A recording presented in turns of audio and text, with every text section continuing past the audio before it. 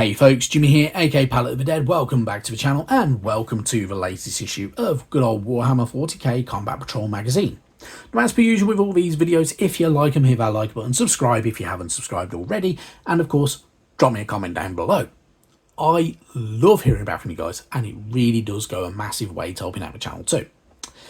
Now, this week, we are obviously on issue number 44 of good old Combat Patrol. It's a paint issue, but it's not a bad paint issue. So, we get a bit of grey. So we get Administratum grey. It's a fairly lightish grey. So we've had Mechanica Standard grey already with the magazine. It's obviously lighter than that. You'll use it for a bit of edge highlighting, a bit of dry brushing here and there. It works very, very well. So it's worth having in your paint arsenal. And yeah, happy days. The other paint we get is not a regular paint. It is our technical paint, or a texture paint as it should really be labelled really. Astro Granite. It's a grey moon-like surface style paint. So for instance, if I grab, if I grab this little Space Marine here, you will see he has a textured base. That is Astro Granite on there. It works very, very well. If you're going to theme an army, you want to have them all generally on the same kind of base. Astro Granite does exactly that. It's a bit sandy kind of coloured, and it's a little bit different, and which is why you get this little tool, which is your texture spreader. That end to kind of scoop out, that end to go into the narrow details. If you don't want to use Astro Granite though, and you want something different, so if you want muddy surfaces, get yourself some good old Sterling Mud. That does exactly the same trick. It's basically the brown version of Astro Granite, and it will look a little bit more like that. So I've done that on the good old Chaplin's base, which I will eventually finish with Chaplin, and it's more of a kind of a browny, sandy brown kind of colour. Yeah, works very, very well. You can get other technical paints for textures as well, so things like Morden Earth, you've got Martian Iron Earth, you've got Agrarian Badlands and stuff like that. So yeah, you have other options. You're not limited to just the two, and each one does slightly different. So you get ones that crack and stuff like that when it dries. So the thicker you've put it on, the bigger the cracks will appear. The thinner, the smaller the cracks and stuff like that. Depends on what type of surface you want on your base. So for instance, if you're theming it on a muddy field, Sterling Mud with some static grass works wonders and will make it look really cool. If you're going for that moon-like surface, you may want some Astro Granite on there, and you may want to chuck a skull on here, there and everywhere, and maybe some, I don't know, get some little tiny bits of cork. You can paint them up in a grey and stuff like that, and it'll make it look like rocks. Either way, you can have a little bit of fun with it. So, pretty good stuff. Moving on from there, obviously the magazine is going to tell us all about that type of stuff now anyway. So, techniques. Dry brushing. Dry brushing is a kind of medium to advanced technique. I do quite like dry brushing. It's very, very good for things like your vehicles and utilising over buildings and stuff like that. So for instance, I grab this piece here. So for instance, all that is sprayed with, I think it was Xandri dust, and I dry brushed over with good old Wraithbone, and it works very, very well. So as you can see, it's a little bit grainy, it looks a little bit more like marble and stuff like that, or at least that's for hope. I hope it looks like marble. To me it does anyway. Or like sandstone and stuff like that. You can utilise dry brushing in a lot of different ways. All you want is one shade of a paint, so for instance Xandri dust, and then dry brush over with Wraithbone, or use Wraithbone, put a shade over it, dry brush back over with Wraithbone, not going into any of the recesses. For dry brushing, you're going to want something like this. This is a big dry brush. It's not the best dry brush, I must admit. I'm not a big fan of that one. I've got smaller ones. If you want something where it's going to have a bit more kind of range to it, you want something like that with a flat top to it. Or if you really, really want to, and you want something with softer bristles, buy some cheap makeup brushes from Amazon or somewhere like that, or Poundland or B&M bargains, and use them. Makeup brushes are actually surprisingly really, really good for dry brushing. So yeah, a little bit of a unusual tip. Anyway, enough talk about dry brushing. The magazine teaches you how to dry brush. Basically, you put on, if you have damp bristles, not soaked, not kind of leaving any dampness, a little bit of paint on there. You don't have to have a lot. Kind of remove most of the excess paint onto a blue cloth or kitchen roll or something like that. So it'll look something like that. And then going back and forth over edges, circular motion over flat surfaces, and you will get a really, really good dry brush look to it. If you go a little bit too heavy, you can go back from it, so don't worry about it. You can kind of fix it, and all you do is you go with a dry brush, kind of a darker kind of colour back over it, and away you go. Happy days. So fairly simple, fairly straightforward.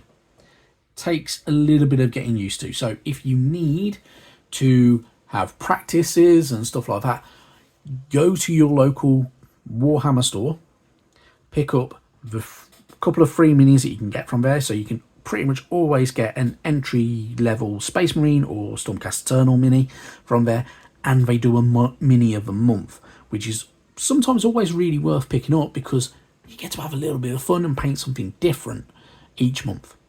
So you get to try new techniques. Anyway, enough talk about all that. Technique for basing, as I say, using your texture spreader, using the large end to scoop out, using the thin end to kind of get into all the nooks and crannies. The thicker you go, the more dense it's going to look and stuff like that. So you can have a little bit of fun with it. Shake it before because it can separate, and you don't want it separating. Just like with any paint, always shake them before you start using them. And very, very straightforward. It's very, very easy, very, very happy to do, and yeah, you get to have a bit of fun with it. So it's all very, very easy and very, very straightforward. So it's entirely up to you how you want to go about doing it. Anyway, from there, for how to paint your collection bases, it goes through all of that. So dry brushing the kind of the pre-sculpted bases and stuff like that. Putting your good old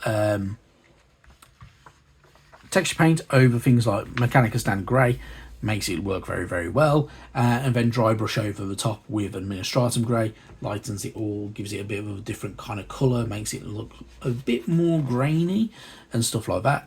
It works very, very well. It does exactly what you need it to do, and obviously doing all your base details and everything like that. So some of them might have bullet cases or skulls and stuff like that to kind of get you going. Have a bit of fun with it, enjoy yourself. Yeah, very, very straightforward.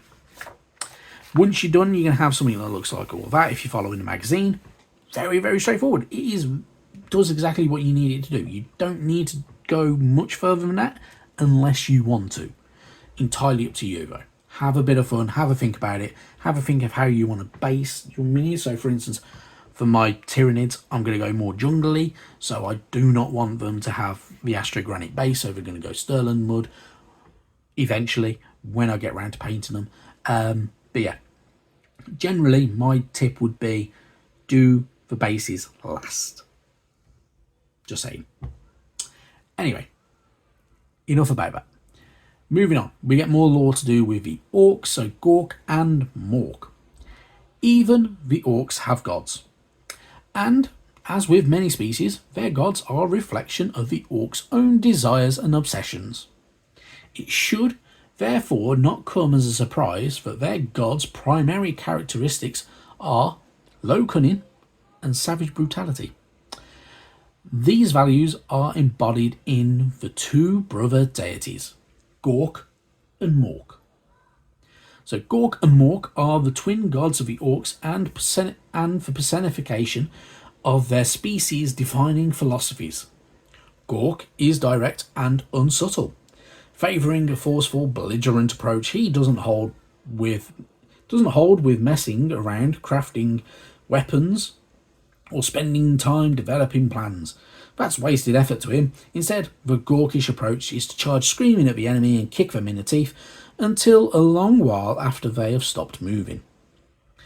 Mork, on the other hand, is no less barbarous, but he prefers to deliver violence through his devious cunning.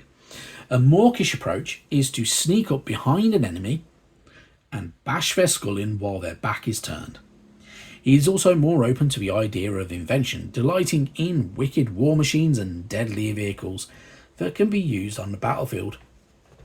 So, you get a little more information on why the orcs are like they are, and their unusual gods, which are the same gods that they have in the Age of Sigmar and in the Old World. Gork and Mork, the twin-headed god, or the twin gods, brother gods, and such like that, all the way through. They're different good old Warhammer enterprises.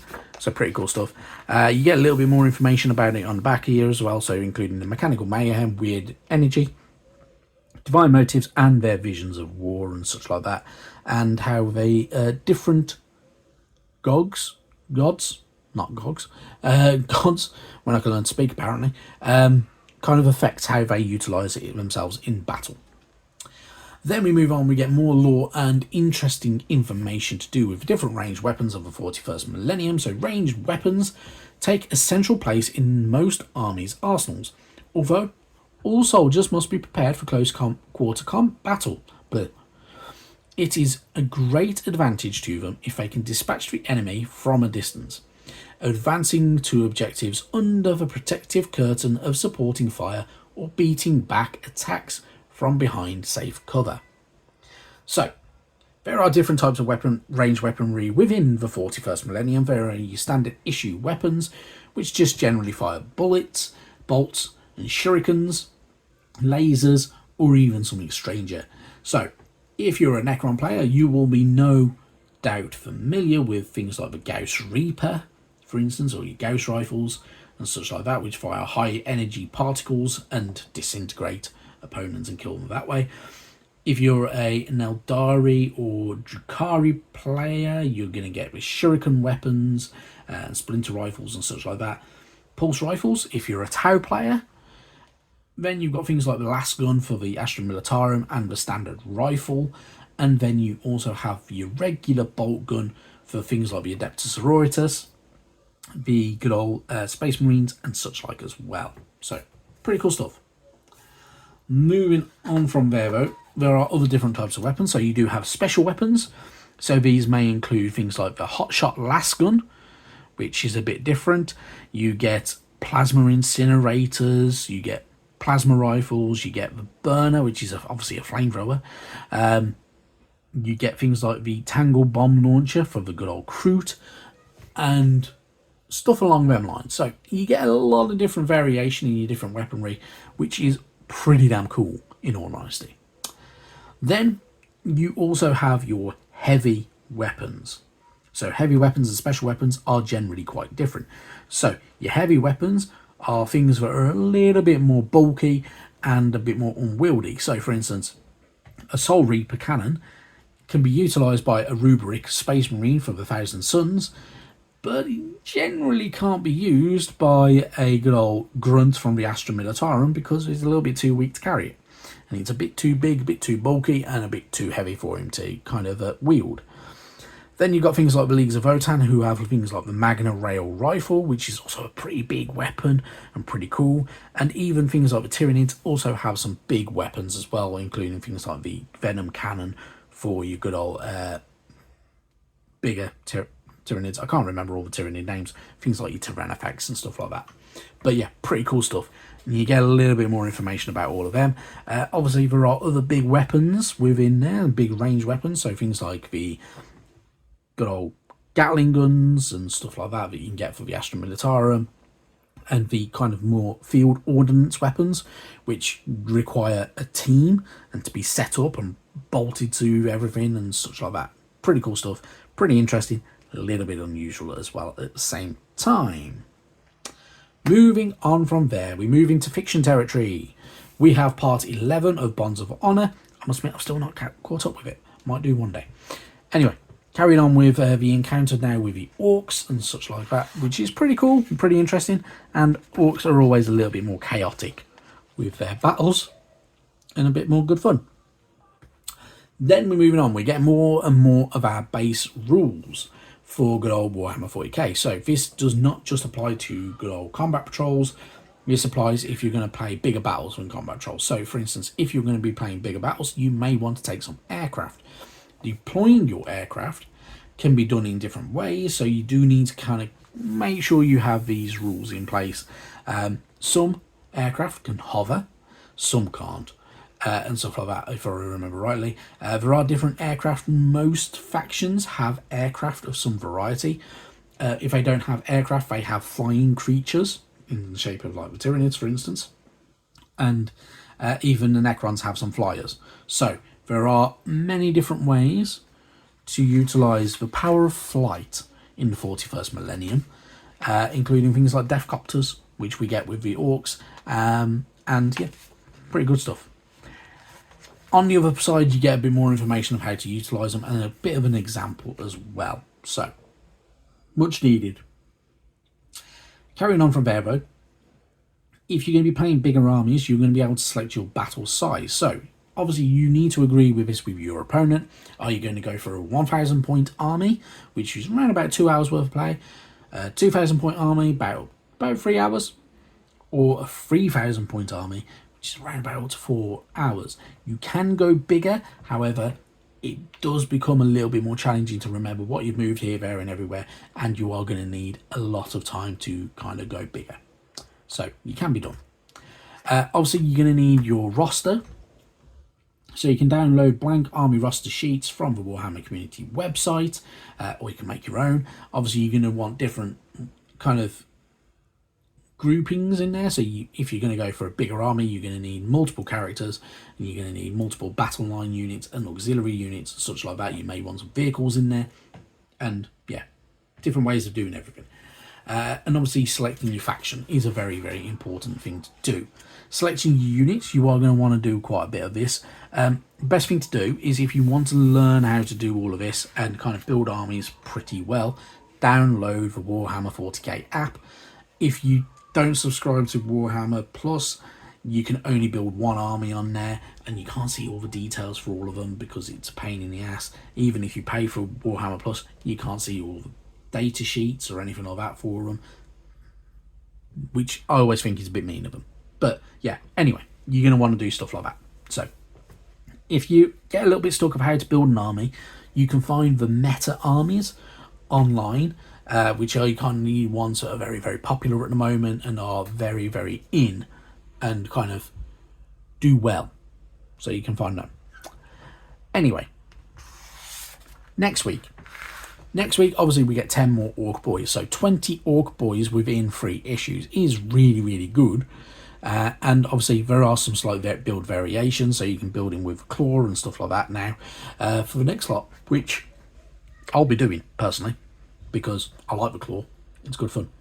After that, though, it's another paint issue. Yeah, it is what it is. So issue 46, 2 paints. Stormhost Silver, very, very good. It used to be called Mithril Silver and be very, very similar in that kind of colour.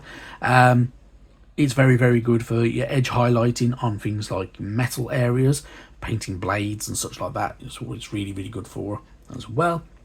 And Night Questor Flesh, which is obviously a darker tone flesh colour paint. You can use it on things like browns for your leathers and stuff like that as well. So, yeah, both paints will come in handy. Just depending on how you want to utilise them. Anyway, that is enough from me.